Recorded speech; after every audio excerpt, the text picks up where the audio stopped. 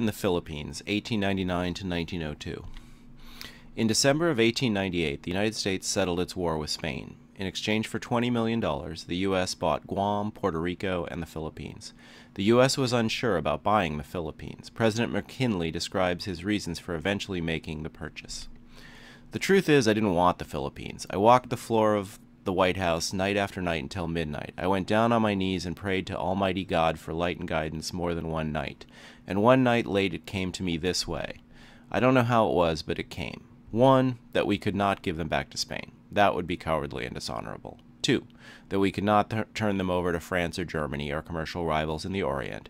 That would be bad business and discreditable. 3, that we could not leave them to themselves. They were unfit for self-government, and they would have soon had anarchy and misrule over there worse than Spain's.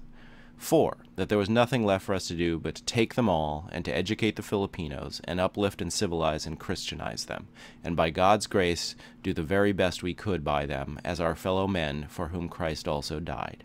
And I went to sleep and slept soundly. People's History of the U.S., Zinn, page 305.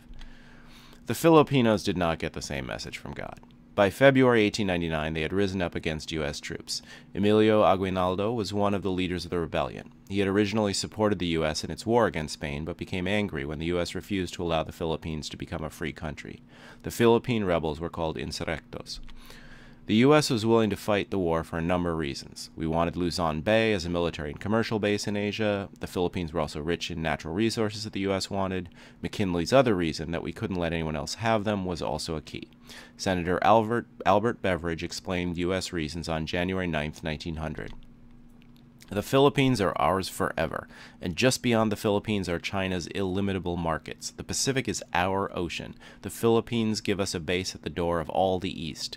No land in America surpasses in fertility the plains and valleys of Luzon, the main island of the Philippines.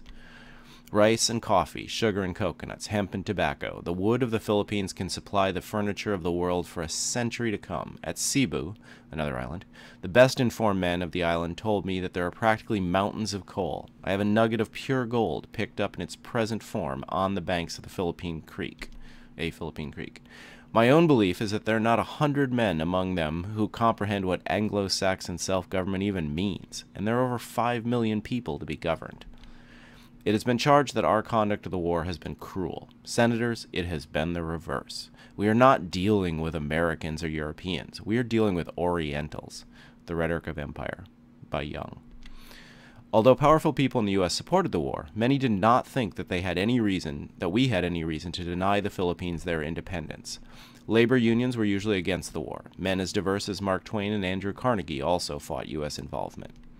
It took the U.S. over 3 years to crush the insurrection. The insurrectos had the support of the Philippine people, so they were hard to beat. The U.S. had to send in 70,000 troops to deal with the rebellion. This was 4 times as many troops as the U.S. had used in taking Cuba just a few years before. Because of combat and disease, U.S. troops suffered 7,000 casualties. The insurrectos suffered 16,000 to 20,000 casualties. Possibly 250,000 civilians also died in the struggle. Many were victims of disease and starvation as well as of violence. America, the Glorious Republic, graph, page 523. A U.S. general describes the war in 1901. 1/6 of the natives of Luzon have either been killed or have died of dengue fever in the last few years. The loss of life by killing alone has been very great, but I think not one man has been slain except where his death has served the legitimate purposes of war. It has been necessary to adopt what in other countries would probably be thought harsh measures. People's Histories, page 308.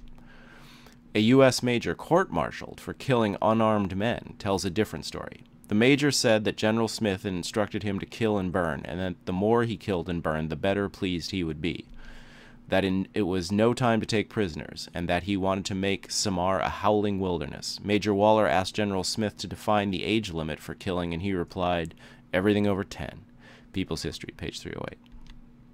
American firepower was completely overwhelming to the insurrectos. Against Philippine rifles, the U.S. had cannons, Navy guns, and well-trained soldiers. The U.S. eventually won, and the colony of the Philippines remained in U.S. hands until it became independent after World War II.